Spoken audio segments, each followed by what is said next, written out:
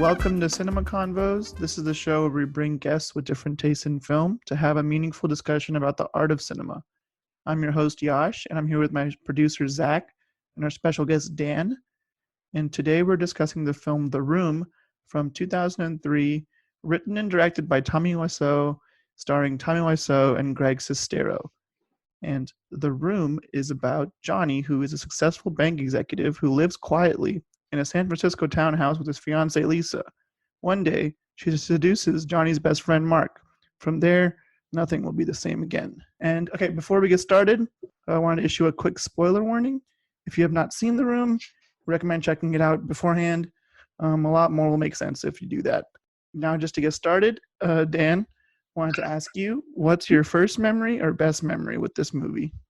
My first memory, obviously the best memory is getting to meet Tommy multiple times and going to the screenings with just all the energy of the crowd and getting to really heckle the movie in the way it deserves. I feel like it's a movie that you really need to watch with a crowd to get the full appeal of. Yeah, for sure. I mean, this is a movie that benefits greatly from watching it with a crowd and a group of friends. Oh man, I just can't figure women out. Sometimes they're just too smart. Sometimes they're flat out stupid. Other times they're just evil. It seems to me like you're an expert, Mark. But yeah, what about you, Zach? So yeah, the first experience I had with The Room was actually with our organization at A&M when we had a screening of it. And that was actually the first time I ever saw The Room. I gotta tell you, it was one of the most unique experiences I've ever had watching a movie. One of the most unique films I've ever seen. I've never been to a more interactive screening experience. And it was made even better by the fact that it was us putting it on. I mean, it made it feel extra special, but no. And I guess that probably wasn't the first time I actually watched it. I probably watched it, the night before, a few days before. But that was, of course, the first time seeing it in a crowd with all the interactive, things to go along with it. And that was a special experience. And then sort of like Dan, I think my best experience was, seeing it at a theater doing an interactive thing and meeting Tommy himself in person. Yeah, for sure. I think I went with you to that, and we were both pretty starstruck by meeting Tommy. I couldn't believe he was in front of me. He's a real person. I mean, he's exactly what you would imagine him to be like. He's not the type of celebrity where you're surprised when you meet him. You see him and you're like, it's Tommy Wiseau. It's no one else. And he's got just as many belts in real life. Absolutely. You are lying. I never hit you. You are tearing me apart, Lisa. Going into my experiences with this movie, I want to say I was in high school. I didn't watch the movie, but I was talking to a friend about movies that are so bad that they're good. And he's like, have you heard of The Room? And I was like, nope, have not heard of The Room. And we watched the Nostalgia Critic review of it, which is a good way to get the movie in a 30-minute time slot if you want the highlights and best moments. So we watched that, and I was like, that was so insane that movie exists. And I didn't get around to watching the entire thing until it's funny how my experiences with this movie were so shaped by the people on this episode right now, because I was at an event that I think Dan was hosting, a murder mystery thing, and I won a copy of The Room, which that copy is now sitting with Zach, just for the time being. But that's when I finally watched the entire movie from start to finish, and that was my first official viewing of The Room. And I was by myself. I wasn't with anyone, and that's not the way to watch this movie by any means. You want to be with people. You want to have some beverages, maybe. It's not like a solo, just dive in and watch it type of movie. But yeah, I love the screening we had with at A&M. It filled up, one of the quickest fill-ups I've ever seen for any of our screenings. And I remember it was around 2017 because a group had approached us to promote The Disaster Artist, basically. And that's kind of how that whole screening came into fruition. But yeah, My favorite experience, hands down, was when me and Zach went in Dallas, February 2020, pre-pandemic era. And Tommy did say that 2020 was going to be the best year of our lives, and he kind of lied to us, but still love you, Tommy. But yeah, meeting Tommy Wiseau, getting a signed Blu-ray of The Room, and just seeing people interact with the movie, yelling all these crazy things at it, throwing spoons, throwing footballs at some point. People got mad because it kept hitting the screen. That's kind of a jerk move. But Yeah, it was a full house. It was a midnight screening, and watching The Disaster Artist again today, I love how it said like the movie had such a high budget, and it's turned a profit by this point because of all like the cult screenings and all of that. So I love that. I love that. What's the meaning of life? Life is everything, me, you, everyone. And the respect. If you don't have respect, you don't have no life. You don't have emptiness. But yeah, I think my favorite experience is definitely last year when me and you went to meet Tommy and also just watch the movie with a huge crowd. Yeah, that's true. I think we should just like address if you like aren't really like familiar, like and I'm not sure who'd be hearing this who've gotten all the. If you've ignored the spoiler warning thus I don't know far. who would have gotten all the way in, like and whatever. I don't know what the room is. One of us should explain the room. I'll give my 2 cents and let Dan go. This is not Room with Brie Larson. This is a different film. That's your first one. You're right. It's the better Room. One's a good movie and one's a masterpiece, and we're talking about the masterpiece. But yeah, so many people come up to me and they're like, "That's the one with Brie Larson, right?" And I'm like, "No. It's better." That artist has Brie Larson in it. It's about her movie. No, it's not. But yeah, Dan, I guess if you wanted to describe the phenomenon that is this movie, you could. I think you can give us the best answer there.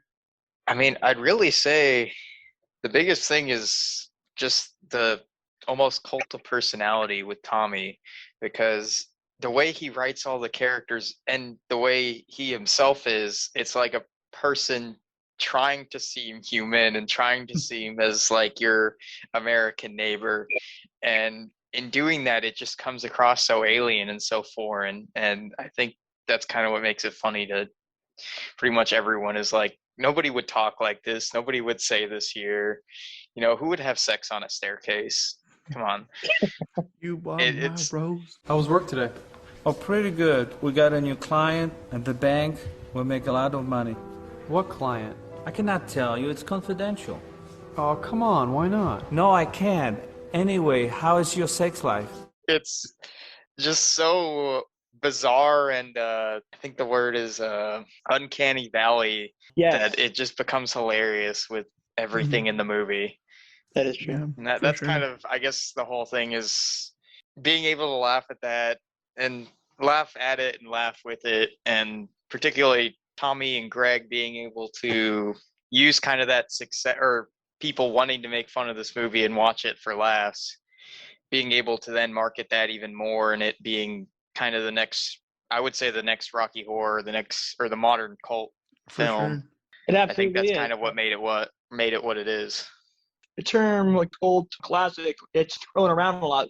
This Rocky Horror are true like, old classics. They have a following that's unlike any other. And like sort of how you were saying how they turned the negative reaction, the people who want to make fun of this movie, into a success. And this is honestly like one of the great success stories in the history of film. And I'm saying that unironically. Obviously, The Disaster Artist is, it is, some things were definitely fabricated, but the movie is an inspiring tale of how people can succeed by accident, and I think it's really cool. Because there's that one scene near the end where I know they didn't get a standing ovation in real life, but it's so inspiring. And then giant James Franco's Tommy Wiseau is just like, "Thank you for enjoying my comedic movie, exactly how I intended it." And like, it's definitely not what he intended, but it's kind of funny how it worked out for them.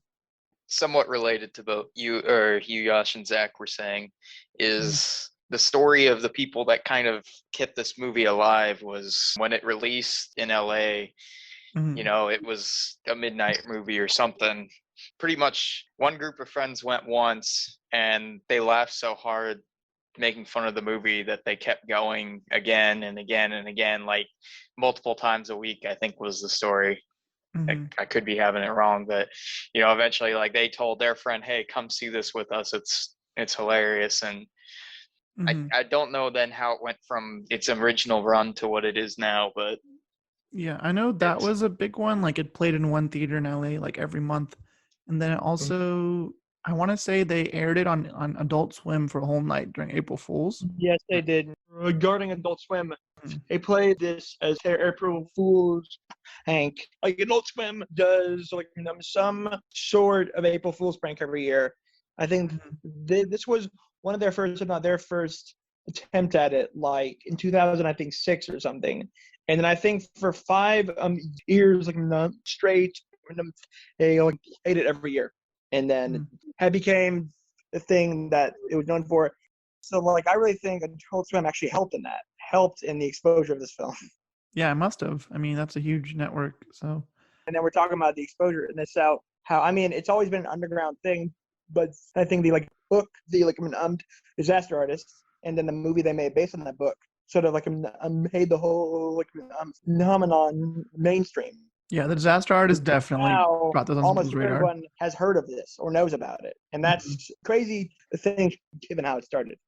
Yeah, I mean, James Franco won a Golden Globe for playing Tommy Wiseau, and he was on stage with him. I mean, that's just surreal to think that Tommy Wiseau would be at an award show. Yeah, I have a lot to say about that. Specifically, he won the Golden Globe, and then he brought Dave up, and then he brought Tommy up, and then Tommy goes for the mic, and then James whoa. First person I have to thank is the man himself, Tommy Wiseau. Come on up here, Tommy. 19 years ago.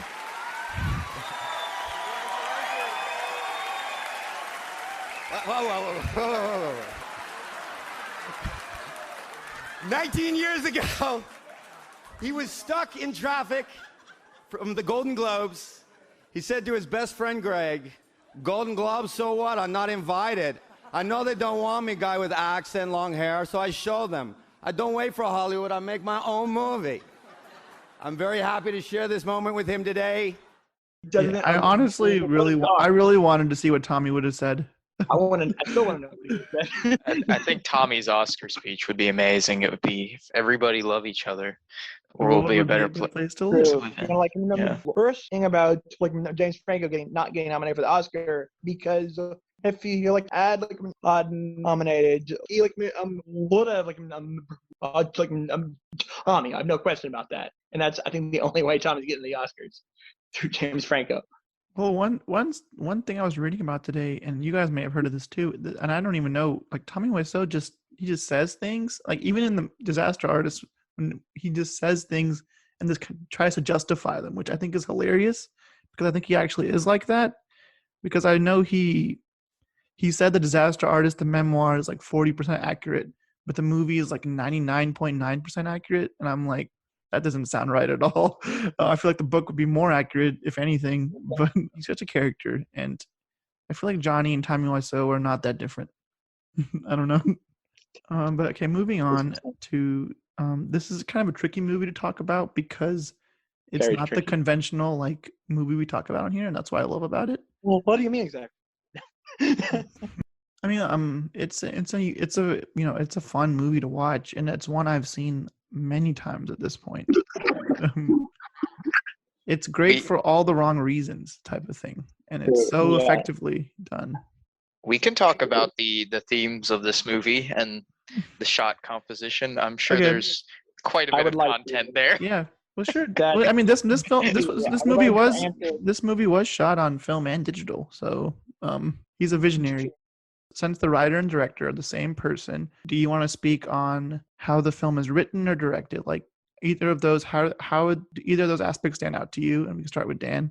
I'd say I think the writing is the most interesting, especially if you've ever read any of the Room script. There's a lot of even crazier things that didn't even make it on the page out of Tommy's mind. So I mean, plot points come in and out of the movie. Claudette has breast cancer. She definitely has it. But then... And Tommy says she survives. Just FYI. Someone asked him that at the Q&A, and Claudette does survive. So I got the results of the test back. I definitely have breast cancer. Why were Mike and Michelle getting it on with chocolates at Tommy's apartment? Things just come in and out of this room and no rhyme or reason to it, but maybe that's Tommy's whole meaning the whole time. Or maybe it's just ramblings of my favorite somebody. Thing about how it's written is that like literally nothing makes sense, and I think it works so well, whether it's intentional or not, because like for example, one scene that never fails to like I always crack up whenever I watch this scene is when him and Mark are in the cafe, and he's like, "Anyway, how's your sex life?" Like totally randomly, unrelated to the conversation at all, and it's one of those things where it's clear that he's just trying to move the plot forward, but it does not feel natural at all. I think because of that, there's so many moments like that. Like, for example, when those two, Michelle and I forgot his name, the Frosted Tips, whoever it is, are I eating believe it was chocolates. Mike, and everything is so over dramatic. Like, Mike is in the alley playing football with his boys, and like Mark touches him on the shoulder, and he just falls over like super dramatically. And it's just like everything is just at an 11 when it should be like at a soft 6.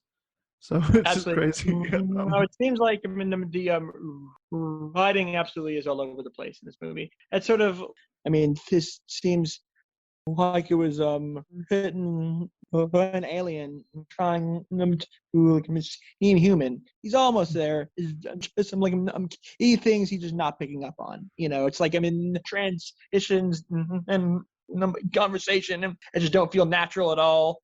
And all this all sort of stuff. Like one of the best examples of that is when he's having that conversation with Mark, and then he like tells that grim story. Woman who ends up in a hospital, and it's like, what a story, Mark. I used to know a girl. She had a dozen guys. One of them found out about it, beat her up so bad she ended up in a hospital on Guerrero Street. What a story, Mark. And yeah, it's just it's hilarious. It's not a laugh. It's not a funny story, but and also something else about that scene and several other scenes in the film. At points in the film, it seems like the dialogue that you hear doesn't necessarily match what the actors are saying every once in a while. Yeah, some of Tommy's lines were definitely dubbed. He dubbed over them himself and made them sound worse somehow, which I don't understand. Yeah, there's two moments that also additionally stand out to me that like, you know, it just doesn't feel real at all because it's so absurd. Like the first scene is where like Tommy's eavesdropping, and he could easily confront them right then and there, but he's like, everyone lie to me. I record everything. It's like, why? Just go down there and address this. And then another scene is where when Lisa is like, hey, everyone, let's go outside. And then she's like, not you, Mark. And then she starts like kissing him. And then she's like, he's like, what are you doing? Like Johnny's still here. And he's like, no, they're not. They're outside. As if they're not going to come back inside anytime soon. And like, it's just little things like that add up to make just a truly hilarious and unique experience. How can they say this about me? I don't believe it. I show them. I record everything. I'll go on the record everything line. I think that really ties into with what Tommy's trying to say about the room. And the theme is that, I mean, as sexist as it sounds, I don't think Tommy can trust women. So he's trying to get evidence. That's why he's recording, not just confronting. And I mean, with things like Claudette being like, you know, you can't make it without Johnny's money. That's that's why he's a good man. He's got that job, and everyone knows how good he is at it. Claudette literally tells her daughter to stay with this man for his money. Like that's the whole conversation they have like a bajillion times. And she's like, I don't love him anymore. But she's like, but he's loaded. Stay with him. Anyways, Albert's trying to buy my house or whatever his name is. It's her house. They agreed. So it's like the small talk. It doesn't feel like natural small talk at all. And I love it. Oh, man. But yeah, as far as the directing goes, there are actually some really nice like scenic shots, but there's too many of them. There's during the party sequence near the end, there's a solid 3 shots of buildings that are just like squeezed in there unnecessarily. You don't like crossing the Golden Gate Bridge?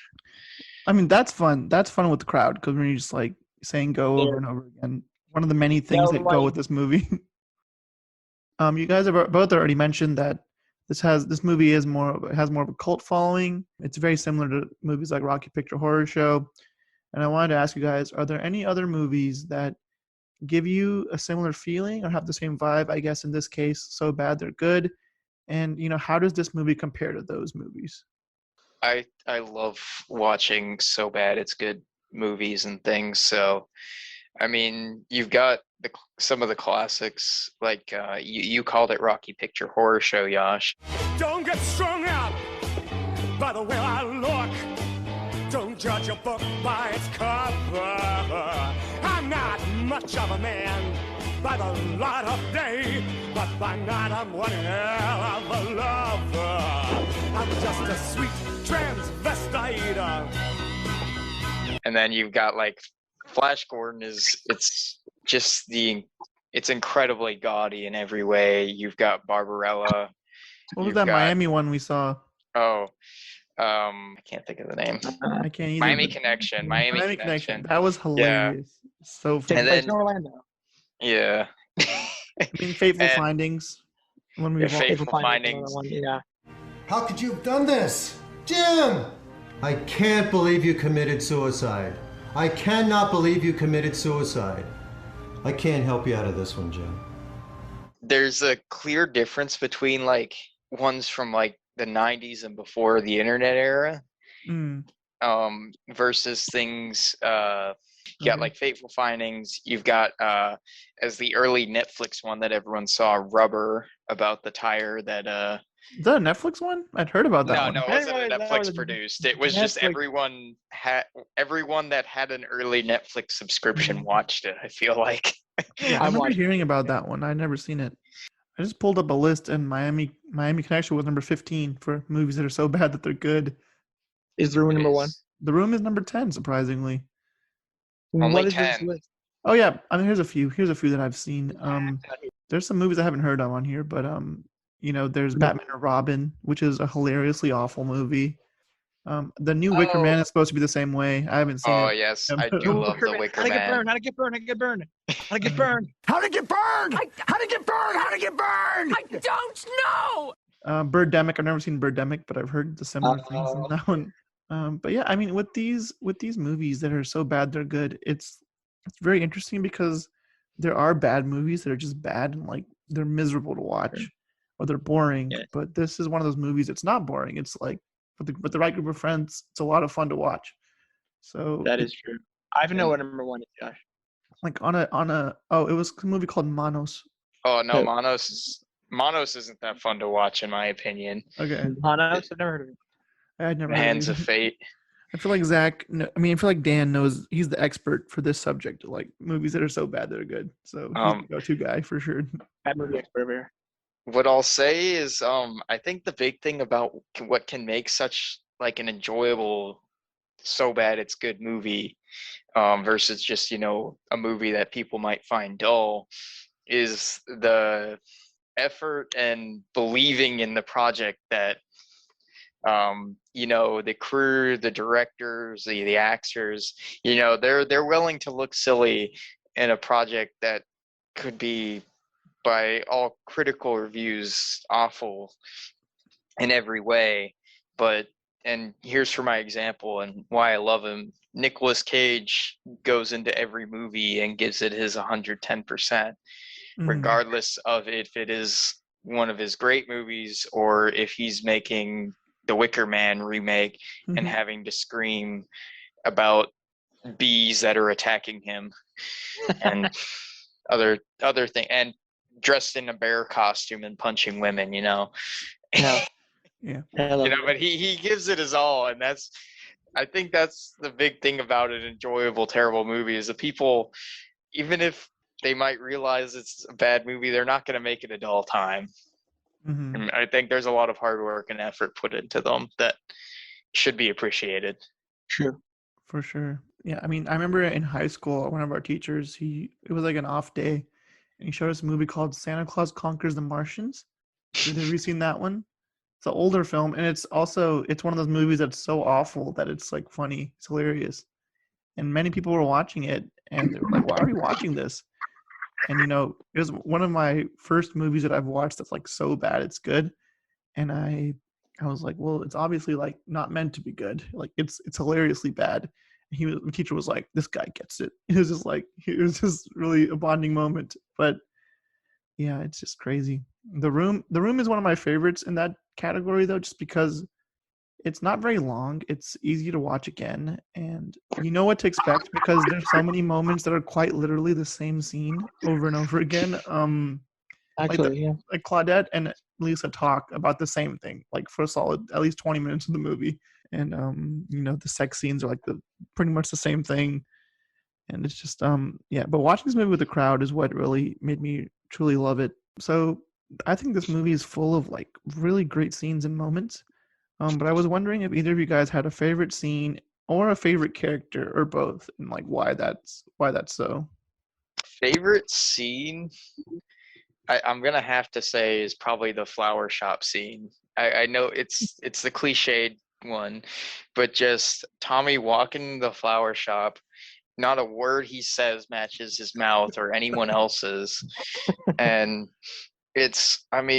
I can be a socially awkward person buying stuff from people, but the level of like not understanding how a transaction goes with someone, but who is also their favorite customer, is just incredibly bizarre. And I think the doggy really puts up a great performance. Hi, doggy. And Tommy actually allegedly thought that the dog was not real, and that's why he pet it, but it was a real dog.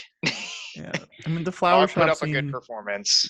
Flower shop scene is a good summary of what you're in for. If you show someone just that scene as a trailer, it should give them everything you need to know, to be honest. Hi. Can I help you? Yeah, can I have a dozen red roses, please? Oh, hi, Johnny. I didn't know it was you. Here you go. That's me. How much is it? It'll be $18. Here you go. Keep the change. Hi, doggy. You're my favorite customer. Thanks a lot. Bye. But I think that's one of my favorite scenes, and I also just love like the rooftop scene where he's just like, I did not hit her. The one that apparently took a lot of tries, according to Disaster Artist. But what I like about what's kind of messed up about this movie is that like Lisa straight up like lies about how Johnny's beating her, and it's kind of just overlooked like throughout the movie. Like I don't know, it's kind of dark. I do think we're supposed to sympathize with Johnny. Yeah, I think for sure that her lies were supposed to be like, oh, she's so terrible. Johnny deserves a faithful woman. I want to know who hurt Tommy was so like this to create the character of Lisa. Who's she based on?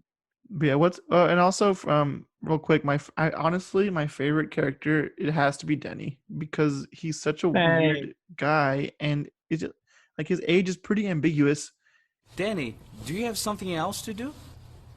I just like to watch you guys. And I remember very distinctly watching this movie watching The Disaster Artist in the theater, and as soon as Josh Hutcherson like pulled up as Denny, I don't think I've ever laughed that hard like in a movie in a long time. I was just cracking up, like the hair, just everything about that casting choice was perfect. But yeah, I don't know, Zach, do you have a favorite scene or like a favorite character in this movie?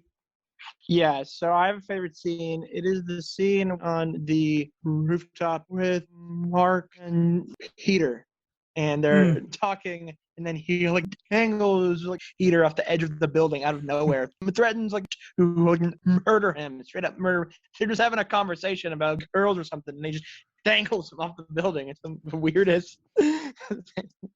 Yeah, one of my favorite parts of watching Disaster Artist after The Room is just how the Disaster Artist tries to justify all these absurd scenes and like how they were created. Like for that scene, like Greg was acting, like Dave Franco was like just normal acting, and Johnny's like, or Tommy's like, you got to be like angry, like where's the passion?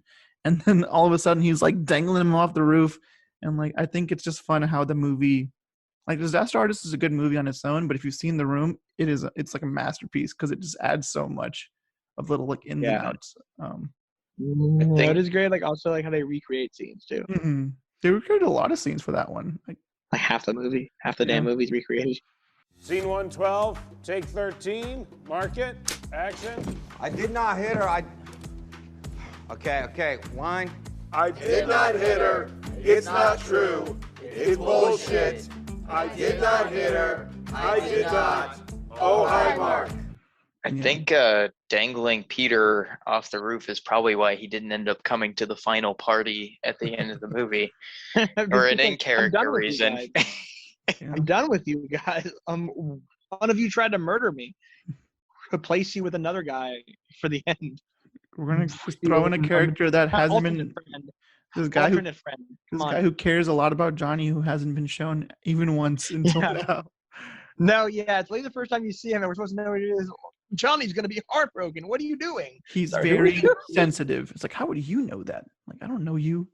I never think seen speaking of that about the Peter replacement that I can't remember the name of, Mm. I always find it hilarious how everyone in the movie is always described as their relationship to Johnny. So, you know, they're always like with Mark, oh, Mark's Johnny's best friend, or She's my future wife. yeah.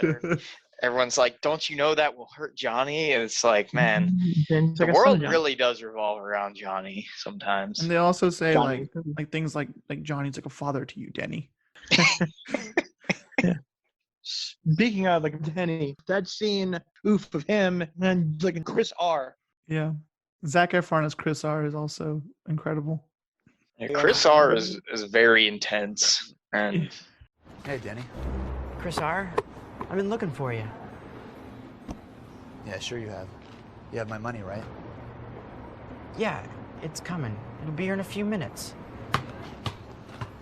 What do you mean it's coming, Denny? Where's my money? Okay, just give me 5 minutes. Just give me 5. 5 minutes? You want 5 fucking minutes, Denny?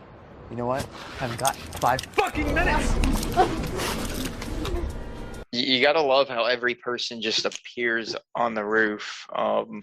No establishing thing or anything. They're just suddenly the shot changes or there's Johnny and Mark, and then back to Denny, and then bam, there's Lisa and Claudette. That scene with Chris R. Yeah, like I love it. Just what exactly is going to happen in 5 minutes? How is he going to get? Is someone going to bring him money in 5 minutes? Is he going to get a job and make the money in 5?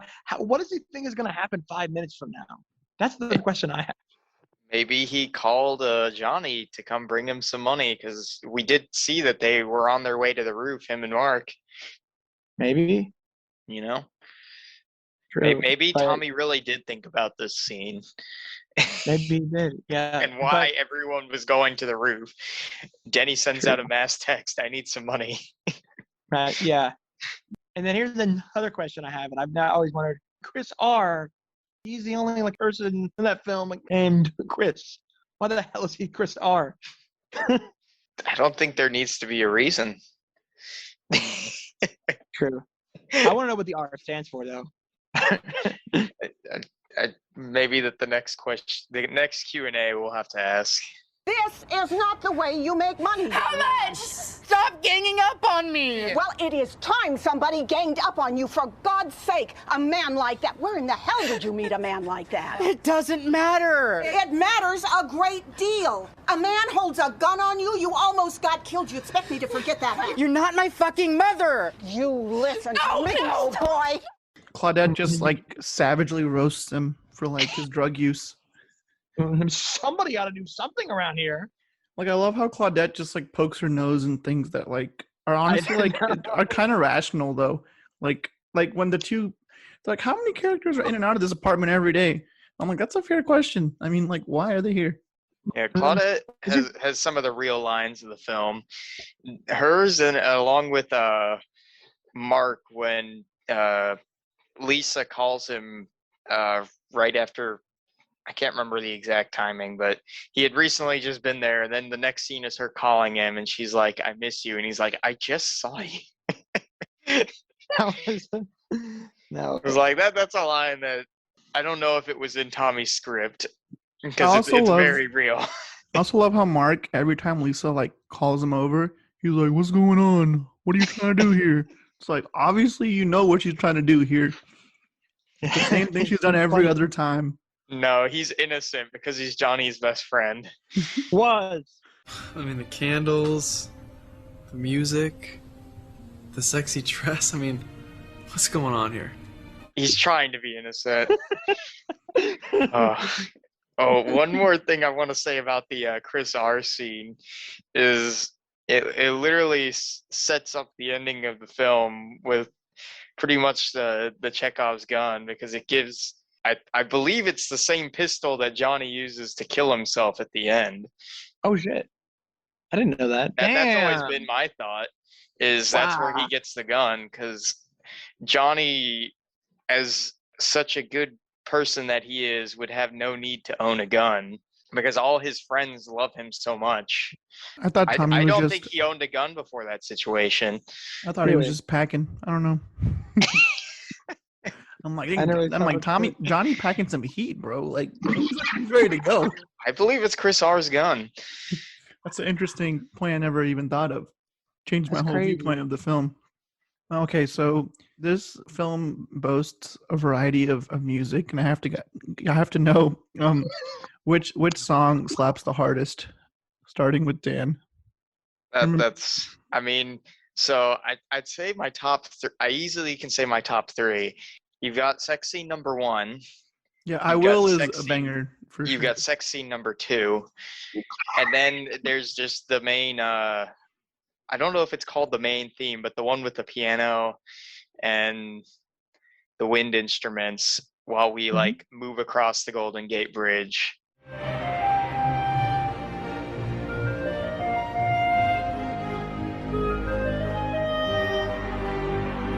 Honestly, all three are pretty Are you exciting. talking about the one that goes like dun dun dun dun dun? Dun? Yeah, Yeah, and you see yeah. Tommy riding the streetcars. I think that one I'll call my favorite. The other two, they're more of a jam, but the other two are playing during the credits when I'm most hyped for the movie. Yeah. So I'll go with I'll call it the Room theme.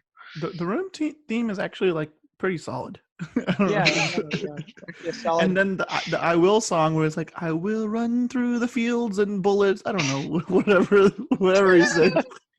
But it's such a catchy song. I once looked it up on YouTube just to listen to it, and I was like, oh, it's not bad. I hate that it reminds me of a sex scene, but it's kind of catchy.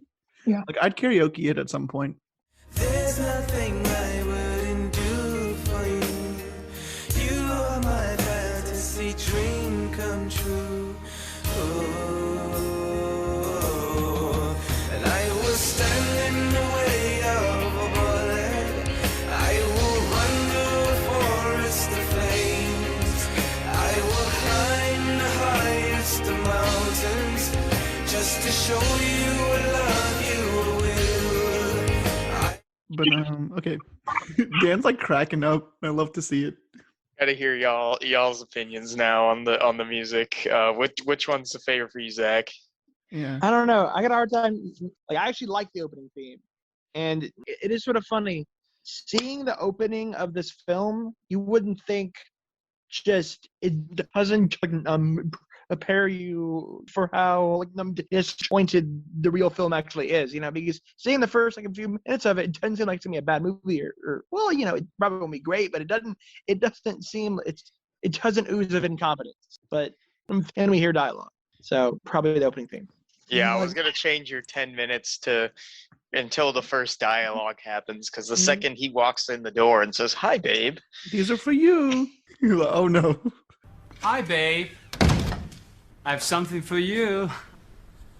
What is it? Just a little something. Yeah. It instantly Oh, God, what have I changes the done? scene. Yeah, Johnny's such a good guy though. He's constantly buying flowers for this girl. But that's like, Oh my, yeah. he goes to the flower No, I shop want to know how much money a week regularly. he spends on flowers. That's what I want Which to is know. why he's her favorite customer. It all makes sense. Yeah, because I don't know if it's like this all times of the year, but I know a dozen red roses. It's about $100 to pay, and Ooh. now I can't buy a dozen red roses without laughing about it, because I know that's Johnny's order. Johnny's order. Also, just love how the flowers are always like in bed with them. Like they're just kind of playing with them, and I don't know, do all kind of role play. He has so many flowers. He goes there so much. Gotta do something with them. Yeah, dude, that's why I love Denny, because they go up. They're like, all right, well, we got plans. Sorry, bud. And he just comes up there and jumps in bed, and he's like, haha, three's a crowd, which is like, What's the pillow he's fight? not wrong there, but it's also like just a weird situation to be in. This is why there's the fan theory that Denny is actually a cat. If like anyone else did that, you kicked them out. I mean, yeah, How? How? Remember when also Danny confesses his love for Lisa, and Johnny's like, "Well, she loves you as a person," instead of saying like, "Yo, that's like hella inappropriate." Like, I just didn't know there was a theory that he's like, "I want to kiss her in a red dress," and I'm like, "Oh, well, that's a little weird. It's a little weird."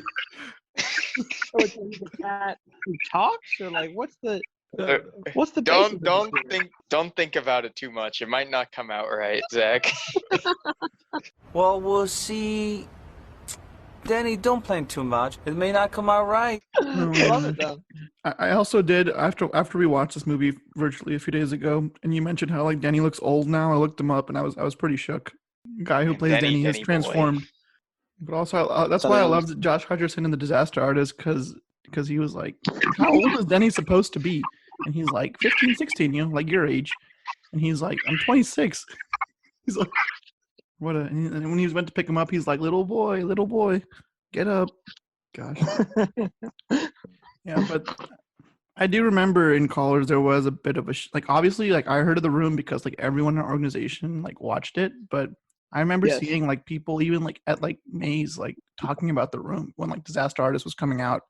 And it, like, definitely gained a lot of popularity near the end of our college. Like, me and you, Zach. Yeah, absolutely. And I'd probably heard of it before then, but I didn't really know very much about it until, you know, I got to A&M and found people who knew more about it. No, but yeah.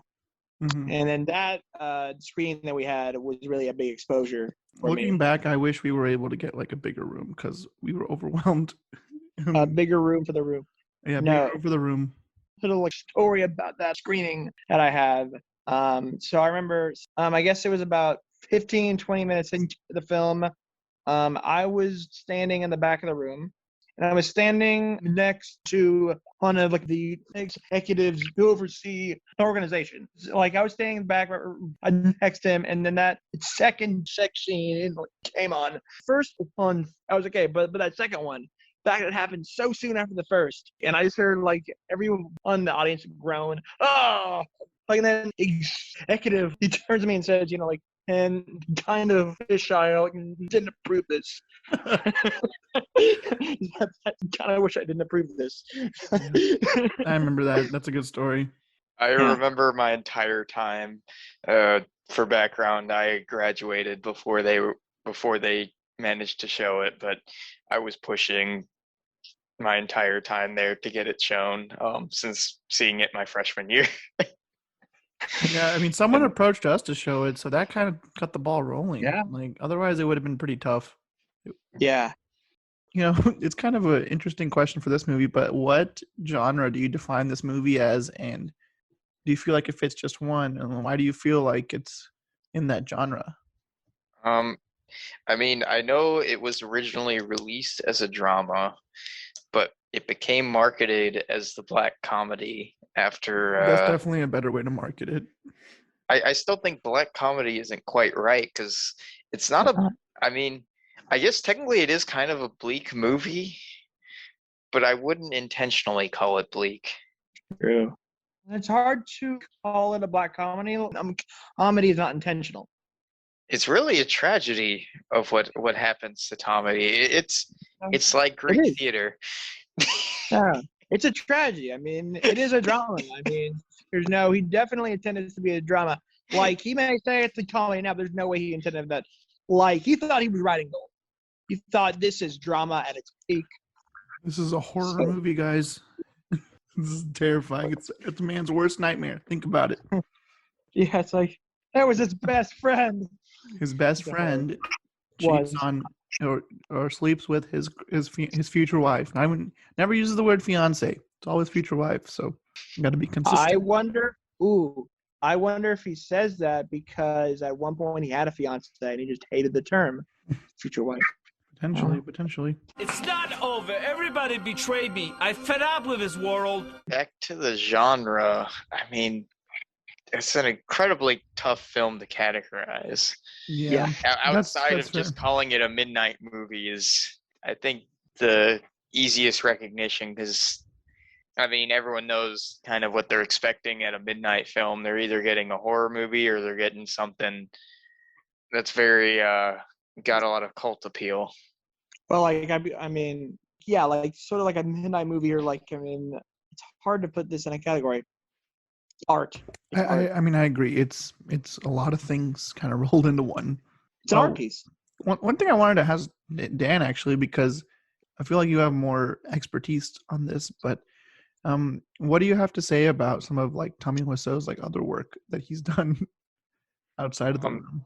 So I've seen Neighbors, and I'm not as big a fan of Neighbors. To put it, I feel like it's porn acting, but without the porn. Yeah.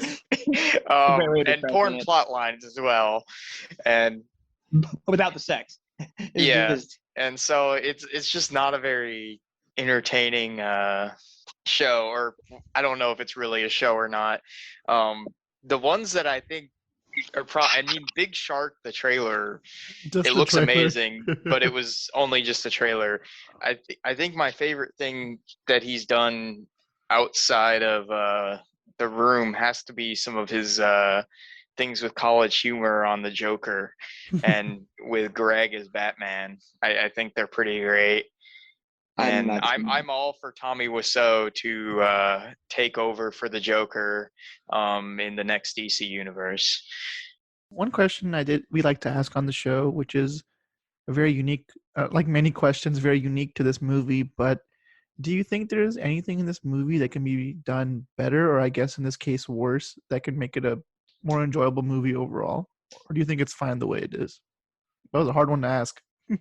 Yeah, how do you ask this for this movie? This is a tough question. I'll say that. Mm-hmm. Maybe if the opening credits weren't like somewhat competently made, like just jump into being bad. No, I think opening the door to "Hi, babe" is pretty great. Is the perfect way to start off. It's the pretty bad. great. True. Definitely pretty shocking for like people who've never seen the movie. But yeah, it is. I mean, I really think they could have added a fourth sex scene. Between we could have used another song. Yeah, I mean, honestly, like who's writing these songs, man? They're bangers, dude. So good. Who is? That's a good question. Like I've never heard these songs in any other movie in my entire life, so I feel like they were made for this movie. Yeah, I think they're made. Yeah. I don't think I have the creativity to make an improvement on The Room to make it better, or even a suggestion. I think the big thing that works about this movie is it is Tommy Wiseau's movie, and it's his production, it's his thoughts, it's his heart and soul is in the film and on the page, and I don't think I could make a suggestion to something that's as personal a project as this. This is my movie, and this is my life. I remember Zach the other day brought up the idea of like, what if we made The Room into like an actual good like attempt at making a good movie? And Dan and I were like, that's not going to happen with this dialogue. But Zach, I was wondering like, what would you envision in like an actual good movie for The Room? Like, okay, so it's also really frustrating about this film is that there are like pieces there that, you know, like they could work if they like were like, put in the right places. But the problem is that they're all in the wrong places. And it's all jumbled. It's disjointed. And that's kind of why people love The Room. But like you could, I don't know. I guess one of the big problems with this structure, I mean, yes, the dialogue is all, you know, messed up and classically like Tommy, but the plot is also, I don't know. I mean, well, it's a bunch of like conflicts and like, pretty incongruent. Like I mean, points they want to make, but they're just kind of scattered all over the place. It's not like there's no flow to it. True, because a lot of the stuff he wanted to talk about that could be more fleshed out, like, hey, the thing with Claudette and her breast cancer diagnosis, or the stuff with Harold. If we heard more about that, somehow that gets like intertwined in the story. Maybe their relationship, kind of their story intertwines with that story. I don't know. Maybe like Claudette could have her own movie, and it could be like a whole thing. True. Maybe we get backstory on why him and Greg are friends, and like and that, and then maybe they aren't. Maybe if Greg and Lisa, aren't like if they're having an affair, but it seems like Greg, he just doesn't want any part of it. If he actually felt like he wanted to be there, that might seem it more interesting. He see like he's interested, but he's also Johnny's best friend. He feels guilty. These kind of storylines have been done before in like better movies for sure. True. I think what's supposed to, because even in the movie they say, or Michelle says to I think to Lisa, she's like, I don't think Mark loves you. And I almost think that makes Mark's betrayal of Johnny that much worse, because he's pretty much, he's having his best friend's fiance cheat on him just for the pleasure of it, not even because he loves her. True. It's like Lisa's kind of treated like a silly girl like throughout the movie. Like she's telling her mom like, I don't love this man anymore. And she's like, oh, you're being ridiculous. She's like, I don't love him. I love Mark. And she's like, well, this sounds like a personal problem. I got breast cancer. I'm out. And even at the end of the movie, it's kind of like Mark takes no responsibility for this when they find Johnny's body, and it's like, Mark, you didn't even love her at all. You're terrible. Like you're partially responsible for this whole situation. I've lost him, but I still have you, right? Right? You don't have me. You'll never have me. You killed him.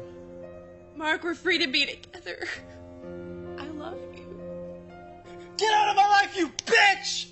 Also, one big thing I would change is, I don't know, I wouldn't have it end the way it did. I would not have it end with his death. Yeah, I mean, it does. I think it does should end with a end- suicide, so that's pretty dark. But I think it should end with something a little more ambiguous. I don't know. Like, give us an example of an ambiguous ending to The Room. Now I'm curious. Okay, well, he leaves or he moves away. Something involving Harold, I'm sure. It's not a Requiem for a Dream, Zach. This is The Room. So like, Harold is trying to get Claudette's house. What if? No, it's not that. I love Oh, how you said, we're going back to you said? Did you say Harold? I heard I heard heroin. No, I thought you said Harold. Oh, I was like, No, it's Zach, like why would it Harold. involve heroin at all? No, I'm saying Harold as in Claudette's like brother or something. Yeah, now I got it. Put that. And no, maybe, but like, so like, okay, so maybe, okay, so his relationship with Lisa's over. So he moves out on his own. Maybe like he moves in like Denny, and obviously it's not where he wants to be. He moves in with Denny, and it's clearly, he's a successful man. He's a banker, I guess. He's successful, and now he thinks he has the perfect life, and now he's like living like this kid who they say is his son, and he's Danny is like his son. Keep that in he's mind. obviously not where he wants to be. So it just kind of ends kind of bleakly. Or but maybe something happens. Maybe he meets the girl, or something happens. He has a good day. Something happened that's a little glimmer of hope. So maybe it ends with a little bit of hope that, hey, Johnny was wrong, but maybe there's light at the end of the tunnel. I don't know. I wouldn't have ended it as bleakly as it did. Yeah, I mean, he just shoots himself, and then it just Denny, Lisa, and Mark find his body, and then it's over. Like that's it. I would have ended it like a slightly hopeful, but overall ambiguous ending. I think your hope would be very, very different, because it's what he's like going for is almost like that. What's that show? 13 Reasons Why. It's like a revenge suicide. And Oh gosh. Johnny's whole point, I would say Tommy's point for Johnny to commit suicide is to make Lisa and Mark feel horrible for what they did. And he did leave behind tapes because he recorded everything. So It's almost like, welcome to your tape. Yeah, he's just trying to get revenge with his suicide. It's like, oh hi Mark, welcome to your tape. I don't actually know enough about that show to. Oh, yeah, it's quite It's a different. meme. It's That's scenes of memes. That line. there's many memes about that show when there really shouldn't be. It's much more dark. The Room. Okay, so Dan, did you want to either ask us specific questions or bring up any talking points about anything specific at this point? I will ask, how often do you think in your adult life do you play catch with the football about 2 feet apart from each other? If I was to do that, it would not be in a tuxedo. And to be honest, I don't go outside much, so probably not very often. I mean, I'm not gonna say I've never done it, but like if I was playing catch, when I say play catch, I mean go out in the yard and be several feet away. Yeah, it wouldn't be like that. Wouldn't be that close. Like, wouldn't go to an alley to do it. Maybe like hey, and I'm sure if me and my friends are waiting in line for something and we happen to have a ball, maybe stand 2 feet away, maybe. But like we're not going out to play catch and standing 2 feet away. So I think I can't remember which of y'all said it when we were watching the movie, but I thought it was too good to not bring up when I think it was Mark said, "I hope you drop off the face of the earth." Could it be? What do y'all think about the theory that Mark could be a flat earther? I think I may have mentioned that. Yeah. I mean, it's possible. I mean, you can't just fall off the earth. Therefore, he believes the earth is flat. That would explain why he's so clueless every time Lisa calls him over for a booty call, and he's like, "What's going on?" She's like putting her arms out. He's like, "What are you doing?" I can see him being kind of a dum-dum. I mean, as far as his character goes. I mean, none of y'all are flat earthers, right? I don't want to offend anyone. No. You got my globe right here. Look at it. My globe. It's offensive to me. My globe. Oh, I have one also. So during the sex scenes of The Room, I couldn't help but notice, and it could just be I'm looking into the room and thinking it's better than it is, but during essentially every sex scene, even though the third is pretty much the first one repeated, there's a lot of the times where there are things blocking both Johnny and Lisa, and you can't see them fully on the screen. So, or Mark and Lisa. So you might have the railings of the stairs, you have the posts of the bed. I don't know what you call those tall bed frames, but could there be some meaning to it with? I never really thought about it. I'm so focused on the. It definitely recurred. Well, it was every time there was shots of like something blocking right now. It could have just been they were trying to not get an NC-17 rating. I don't know. Maybe they just didn't want it to be like too graphic. And also, I mean, the star of those scenes are the songs. So True, yeah. It doesn't really matter what's on screen. And they like pillow fight for like until it's nighttime, like for a long time. They had to make sure Denny wasn't there anymore. I guess Denny just did his homework downstairs for a bit. I'm kind of concerned. Like, is that when Denny bought the drugs? Like, when they just rejected him? Bought the drugs when they said go away. We're in sex. Okay, I'm gonna go buy drugs. Clearly, it happened off screen. Go buy drugs for my friend Chrisar. The money's coming. Where? From where? Just give me 5 minutes. This movie really is. I mean, it's kind of like a type of anti-drug video you would watch at school, because you've got Lisa with the peer pressure on Mark, then you've got Denny actually getting the gun put to his head by Chris R. Well, yeah, and, Lisa was trying to make Johnny drink in that one scene. Yeah, and Johnny doesn't drink. I'm tired. I'm wasted. I love you, darling. I feel like Dare needs to use these clips in their program somehow. It almost is very similar filmmaking, right down to the horrible acting. True. One of my favorite parts is when she's like, "He got drunk last night and he hit me." And Claudette's like, "Johnny doesn't drink. I mean, he hits you, but that's not my problem." Alcohol makes you lie. Well, that's why Lisa's such a liar. She's also one thing Dan pointed out while watching it a few days ago was like how the pizza looks nothing like what they actually order on the phone. Like, remember when they order a pizza? That was pretty funny. I wouldn't be surprised if that was because the prop department's budget was not large enough to buy the pizza that was called out in the script. You can't afford that pizza. Most of the budget was probably given to the cameras they bought. That house had a working toilet, didn't it? Yeah, another part I watched The Disaster Artist again today, and another part I really liked was how like Seth Rogen's character says, like the actual alley over there looks just like this, alley on the set. James Franco as Tommy Wiseau is just like we use set. It's a real American movie. It's like, all right. No Mickey Mouse bullshit. I love it. Okay, I have one announcement. This is bathroom. I spend many dollars on this. It's for me only, director only, okay? You know, there's like a real bathroom with like doors and everything right there. This real movie set here. Real movie set, No Mickey Mouse stuff. Copy that. I love. No. I want to know what James Franco like studying Tommy Wiseau must have been like, because I feel like he gets him down pretty well in that movie. Yeah. Like when I first heard that he was playing Tommy Wiseau, I'm like, I don't know if any man can play Tommy Wiseau. Like, to be honest, he's just such a unique creature. But James Franco did a pretty good job. No, like I think he does it really well. I think that might be James Franco's best role. I think so. I think he was robbed. I mean, there were a lot of other things, but he was robbed from an Oscar nomination that year for sure. I think. True. No, and talk about it, but I mean, I know why he didn't. I know.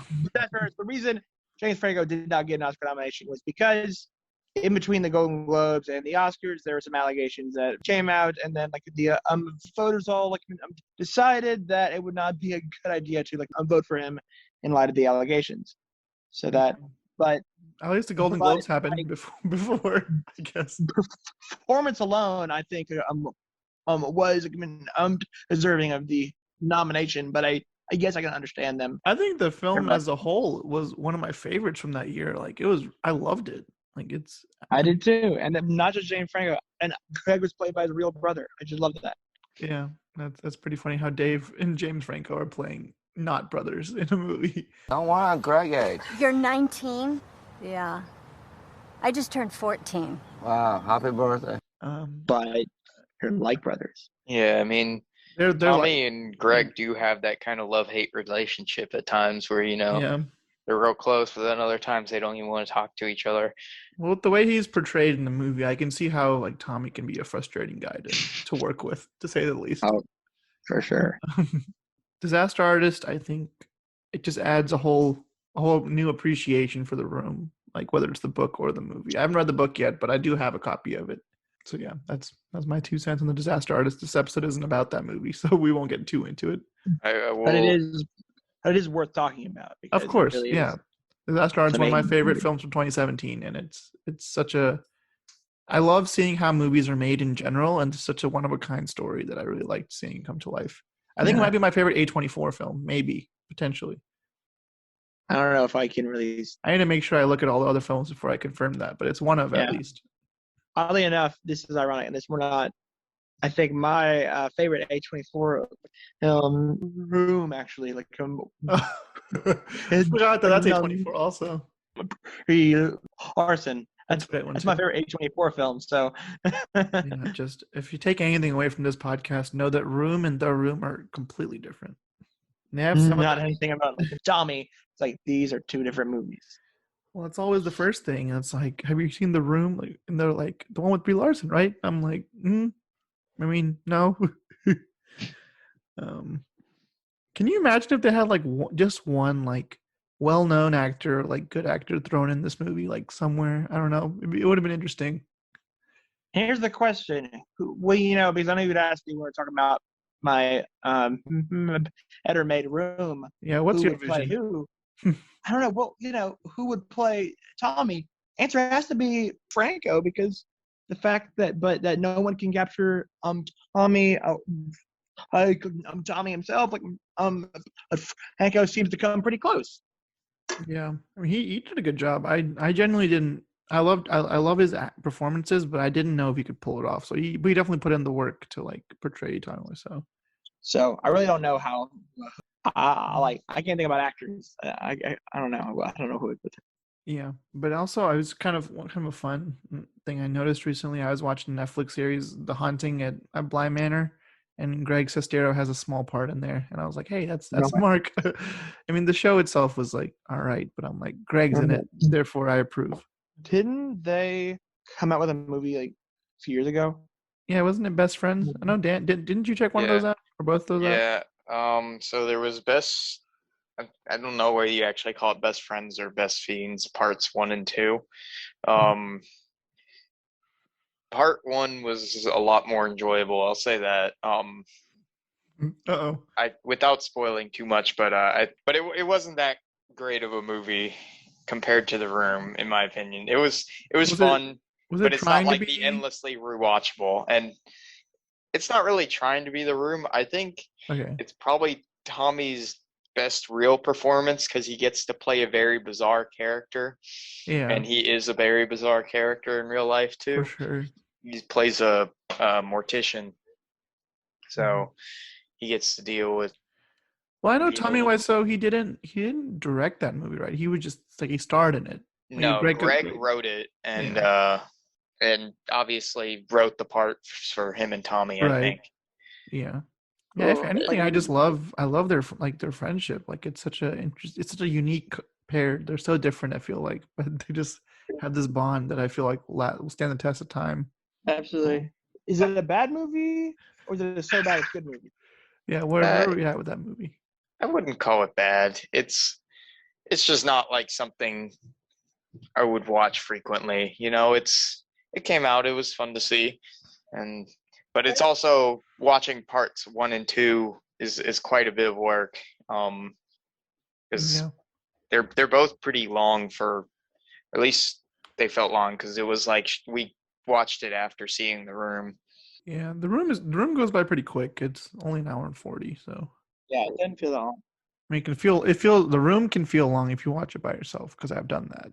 But when you're with friends, it actually goes by very quickly. Yeah, I think that's the case for most of the movies that are so bad they're good. It's like watching them alone, you can start to hate them, but then once you realize how the humor in them, like I hated Batman and Robin the first time I saw it, and looking back, I'm like, this would actually have been a really fun movie to watch with like friends and that type of thing. Yeah. I've got a actual question for y'all. Okay. Yeah, so I think everyone's gonna need to hear your best Tommy impression. I think before we close off this podcast. This is not even a question. This is just you're just putting us on. Yeah, you're right. It's not a real question at all. It's a request. Well, give me something to say. Give me like at least a topic.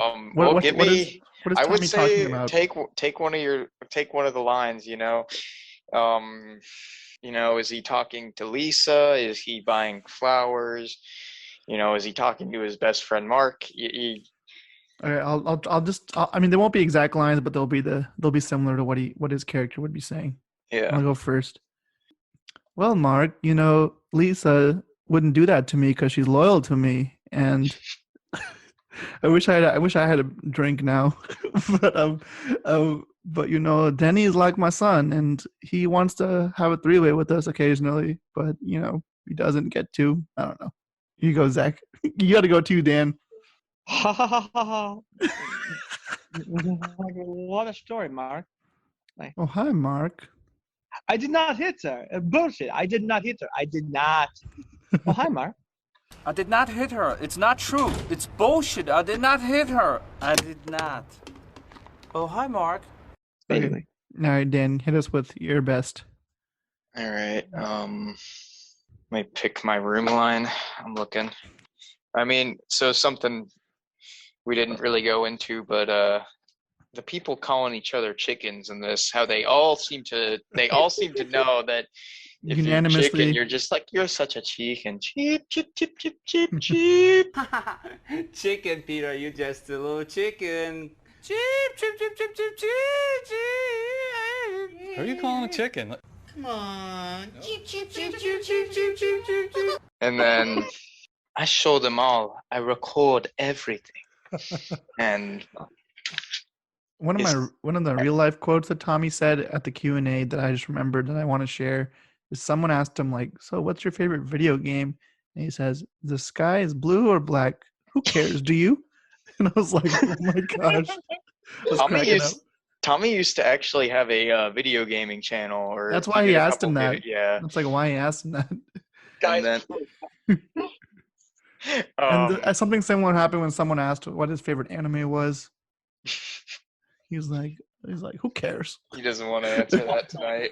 He doesn't want He to probably say gets it a million times. it's Attack on Tommy. just replace the Titans on Attack on Titan with giant Tommy Wiseau's. Pretty terrifying, honestly. And then I think I got to do the. It's not true. I did not hit her. I did not. Oh, hi, Mark. That's a classic. You gotta say that one. That's the best line in the film. It was apparently one of like many takes. So, according to the disaster artist. Before we wrap up today, Dan, I wanted to ask you, if you had to convince someone to watch this movie, what would you tell them? What's your sales pitch? For this movie, I'd say you'd be watching something that's unlike anything else in the world. You'd be having a new experience, and you could find something that you can share with your friends for a long time and be able to still laugh about even years later. It's an endlessly rewatchable movie, and I know a good number of people who would say The Room is their favorite movie. So Yeah, I'll vouch for it with that. For sure. What about you, Zach? What's your pitch here? Yeah, so I'd probably say that there are like some bad movies out there, but then there are some movies that are so like conventionally bad that they transcend that and just become a different kind of film than you've ever thought of. That you're aware it's a bad movie, but like I don't know, but like it really is the truly so bad it's good kind of movie, and you actually are enjoying yourself watching this movie. So it really is a very unique film. It's a unique viewing experience, especially.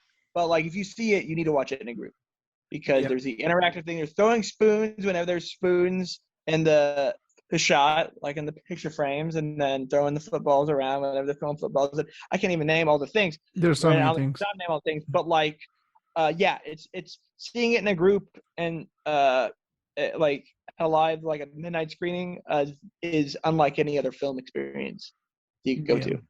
I would, if you've somehow not seen this movie, with how popular it's been, seeing it, as Zach said, seeing it at a midnight screening is definitely a great way to experience it for the first time. Even if you have seen it, you still definitely worth going. Also, as Zach said, there are bad movies are just bad. Examples are like The Last Airbender, Dragon Ball Evolution, movies that are just miserable to sit through. But this is a movie that's so bad that it's funny. Like, it's genuinely hilarious. From the very first line, I'm laughing. And I kind of relate this movie to why, like, watching it reminds me a lot of why I watch, like, bad reality TV with friends. Like, it's not necessarily because it's good, but it's entertaining to watch. So, and also just with the addition of the disaster artist, like knowing the backstory of it, it adds a whole layer to this movie that makes it a lot more special, I think. So yeah, I mean, if you want to see a movie that's so bad it's funny, this is probably one of the best picks out there. And it's one of the few movies that the creators of are still touring the nation to this day. So Tommy or Greg are pretty frequently going around to major cities and for sure doing screenings. So yeah, meeting Tommy Wiseau is actually very possible compared to many other celebrities. Yeah. So that's the awesome thing. If a lot of people love each other, the world would be a better place to live. So we have reached the end of today's discussion on The Room. Thanks to Dan for joining us today. Thank you for having me. Be glad to be back anytime y'all need for sure help with some so bad it's good cinema. For sure. And from all of us at Cinema Convos, thanks to all of you for listening. If you enjoy our show, give us a follow on Facebook, Instagram, and Twitter to stay up to date on new episodes. And we hope you tune in next time.